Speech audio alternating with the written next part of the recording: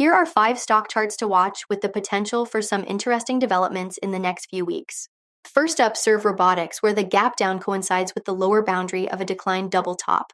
Bearish volume has declined significantly, but all these indicators are still at highly bearish values. The IPO price around 15 also defines the most relevant upper boundary more clearly. Fib extension levels, time zone intervals, and arcs show us a more neutral to bullish possibility if price can hold firmly over 770 and eventually attempt a break of the $10 barrier. Though if stronger bearish sentiment returns towards the next time zone interval, look around the $5 range at the next extension level for the next major area of support. Airship has similar structures.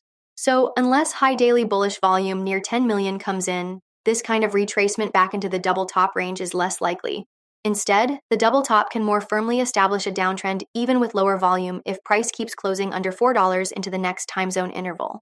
Allowing for a decline along this approximate fib channel line towards the next extension level, Tempest sharply correcting from record highs, now quite close to its IPO price range.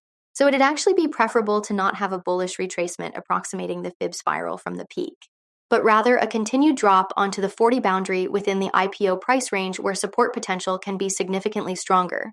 ACHR is showing some indications of bearish momentum slowing down, though under current conditions, a solid return back over 8 is still quite optimistic. Instead, a gradual slide along the channel's decline onto the $6 boundary seems reasonable within this time zone interval for a bullish retracement along the next fib arc. Tilray still continuing its long-term downtrend.